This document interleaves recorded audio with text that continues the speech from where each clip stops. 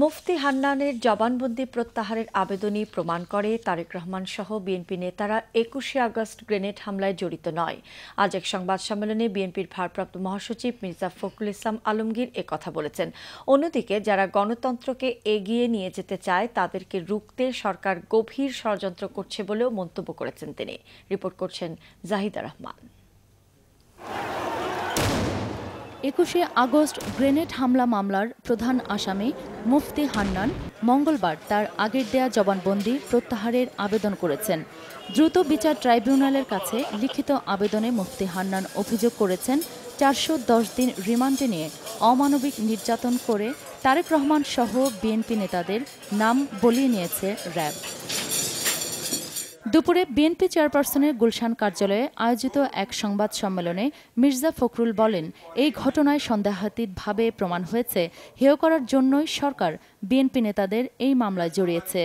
মুফতি হান্নানের নিকট থেকে আদায় করা জবরদস্তিমূলক স্বীকারোক্তির প্রেক্ষিতে জনাব তারেক রহমান সহ সম্মানিত ব্যক্তিদের পলাতক ঘোষণা করে সরকার পত্রিকায় যে বিজ্ঞপ্তি প্রকাশনা করেছে তাও যে রাজনৈতিক উদ্দেশ্য প্রণোদিত, বেআইনি ও মিথ্যা তাও প্রমাণিত হয়েছে।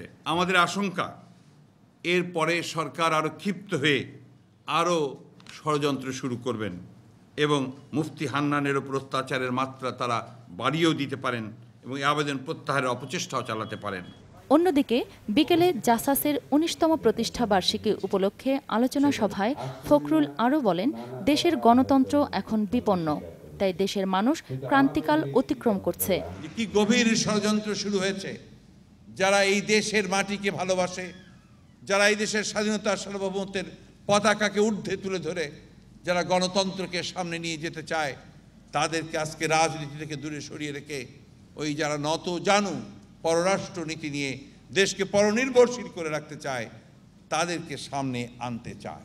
পরে সাংস্কৃতিক ব্যক্তিত্বদের বিভিন্ন ক্ষেত্রে অবদানের জন্য স্বর্ণপদক তুলে দেন বিএনপির ভারপ্রাপ্ত মহাসচিব। জাহিদা রহমান, বাংলাভিশন, ঢাকা।